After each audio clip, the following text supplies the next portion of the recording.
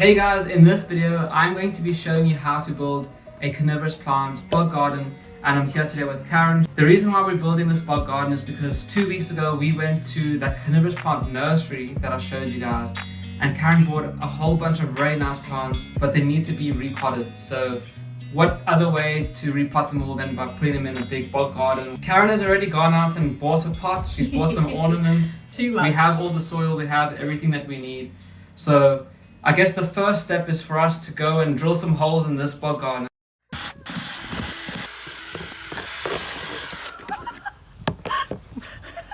Okay, masterpiece. Work of art. So you guys may be wondering, hey, why do we have holes inside of this plant? So isn't the whole point of a bog garden to have the plant sitting inside of something and all the water stays inside? Well, that's what I thought about 2 nights ago until I watched this video by Jeff from Saracenia Northwest, where he gave some reasons as to why it's actually not a good idea at all. And the main reasons were that if you don't have water flowing through your pot, you can have bacterial buildup, mineral buildup, and no oxygen can flow through the pot to the roots of the plants. And all three of those things can kill your plants very, very quickly in about 1 to 2 years. If you guys get a pot that has holes in it already, and you can get a nice tray that fits, just like that, so you can water them during the tray method. It works out perfectly. So the very first thing that we're going to do, we're going to put some sphagnum moss in these holes so that water can still flow through, but soil can't fall through the holes. You guys can use something like soil mesh, or some people actually use kitchen towel. I don't recommend kitchen towel, but it's basically something that holds the soil in but still allows water to flow through. So all you're gonna do, you can either push the sphagnum moss a little bit through your hole just like that. What that does is that it does prevent water from moving as freely, but what you could also do is that you can just put like a little blob of sphagnum over the holes like that, and that will allow more water to flow through, but a little bit of soil might come through, so it's 100% your choice. So what I've done over here, just to show you guys what I was talking about, is that we have these 4 holes plugged, and those 4 holes with just sphagnum resting on them, and I'm going to pour water onto the top, and you guys can see how fast the water flows through.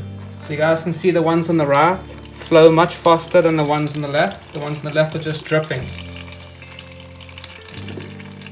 That shows you exactly what I mean. These ones make a plug, they restrict the flow, although they do have some flow, and those ones on the right, they don't restrict the flow, but you can get stuff falling through. So it's all your choice, guys. Make sure you choose one that you feel is best for you. What we're gonna do, what Karen wants to do for her bog garden, is she wants to have these type of sphagnum moss retaining pads, and then we'll start putting in a little bit of soil.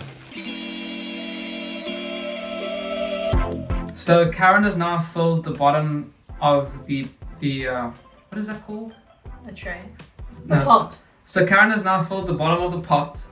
So usually what people do with their bog gardens, they'll put a layer of stone. You can do that. We have stone. We're not going to do that anymore.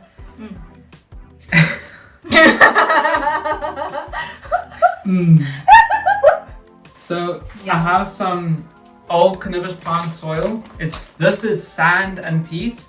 We have also peat and perlite that Karen mixed up earlier.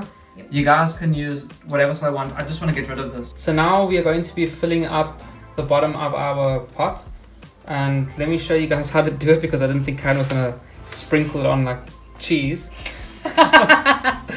Take a clump, gently put it on top of your sphagnum moss little pad, and press that pad against the sphagnum moss, because if you sprinkle it or throw it in, your pads will shift and then they won't be covering the hole anymore. So just like that, you kind of mold it like Play-Doh, and do that for all of them, and then you can sprinkle it on like cheese afterwards. Bon appetit. Okay, now that we're about halfway full with our little mini bog garden here, it is time for us to unpot the plants. So let me change the camera around. This is the first time Karen has ever owned carnivorous plants, so this is her first Saracenia purpurea, right? And like I said in the past, we want to do things a little bit different with our plants this time around. So yeah, my hair's all messed up because it's very windy outside. That's why we're in the kitchen. We want to do things a little bit differently. In the past, I would usually just turn the pot over, take all the dirt off, and put it right in to its new pots. But that's very what's the word, like dangerous for the plant. You can damage a lot of roots like that. So what we should do is that, especially with the purple hair, because it has water in it, you turn it upside down. I'm just eager to do it. You're gonna turn it upside down, pour the liquid like outside down the drain, anything, and then you're gonna get it out of the pot, and then you can rest the soil into a water bath and use the water to slowly get rid of all the extra soil. Alright, this is probably the safest and best way that you can repot something like a Sarracenia or a Venus flytrap. So pour. Yeah, hold the plant and turn it upside down. There you go. From there to the black tray. Okay, take the pot off, and you're gonna very gently tease the soil away from the roots, very, very gently. Okay, so you don't break any roots. See the roots on the side here? Oh, okay. See the roots all coming down. They've actually gone down and back up because there's not much soil in that pot. So everywhere that there's no roots, you can pull some away. Okay, now we can swap it with the water. And you put it inside the water, the root ball, and you can keep separating it in the water, and it helps get rid of the soil much easier. Can you shake it? Yeah, like that, yeah. Oh, look at that. Yeah, you see how it all just comes off so much easier, and you don't end up damaging your roots. Yeah. So we've finished cleaning up the plant, and just look at how long and big those roots actually are. See how long those roots are compared to the height of the pot? So now Karen's got this one out, and she's going to choose where she wants to put it. If you have your tall plants, you want your tall plants generally towards the back, and you have the small ones in the front. Karen's figured out she wants it there in the corner, and yeah, now it's just time to pot it up. If you're gonna have something in the corner like this, guys, what I would suggest, you put soil, you just build up some soil against the corner so that it's not up against the plastic. Put the soil there. Then you put your plant in, and then you can build the soil around the plant again.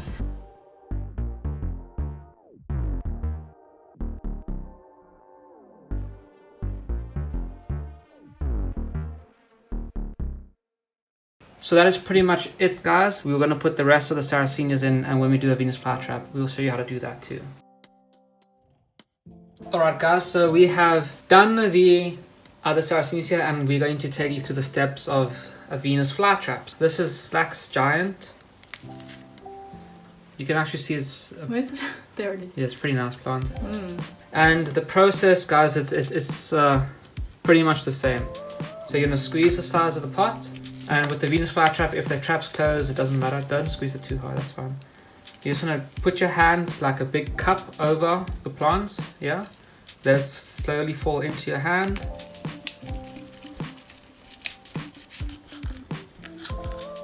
Yeah. And there you go. Now, Venus flytraps have much more brittle roots, so what I would suggest to you guys and to you, Karen, you just put it directly into the water and let the water do its magic. See? There's a little flytrap. Like a little baby. Yeah. That's nice. Pull it. Take it out. So Karen's got two little babies there. So you see the Venus flytrap roots, they're white. And most of the times you will have a Venus flytrap that they naturally divide like this, and it's very easy. You just pull it apart, just like Karen was doing, and just watch their traps will bite each other. But there Karen has now 3 extra little plants, and over here there's another 2 plants. So Karen, you can do that. So you can figure out there's a plant on the right and a plant on the left. Okay.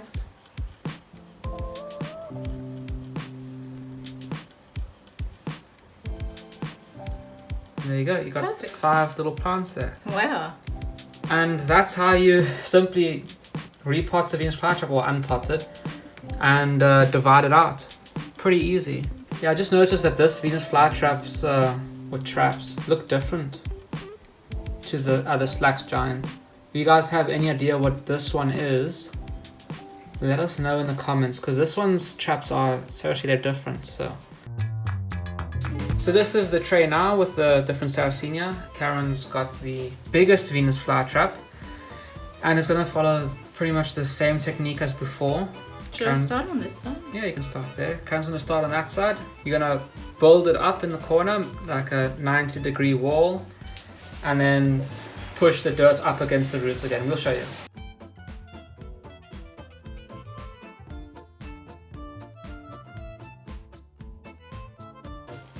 Just like Sarracenia, Venus flytraps have a direction in which their rhizome grows. So this one is growing in that direction. This one here is also growing in that direction. So over the years it will trail this way. And this one will trailing in all 5 directions too, and this one will trail that way. So the best would be for Karen to put it up against the corner like that and have it grow leftwards. Remember, try to keep your rhizome out of the ground. If you bury the rhizome, it can cause rot. You want basically all the white of the rhizome to be underground and just where it starts turning green to be above ground. And just like with the Sarracenia, we're going to spray the water droplets over the roots so that it can get in between all those roots. And that's pretty much it. It is now the next day and Karen has finished potting up all her plants inside of her bog garden, and she's put a bit of decoration on it. It honestly, it blew my mind. Take a look at this.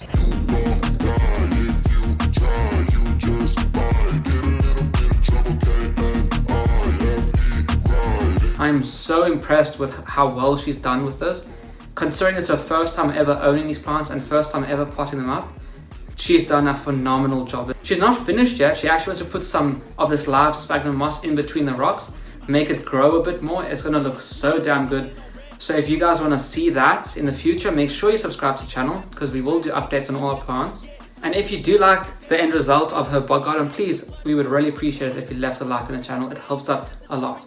I have something very exciting to share with you guys.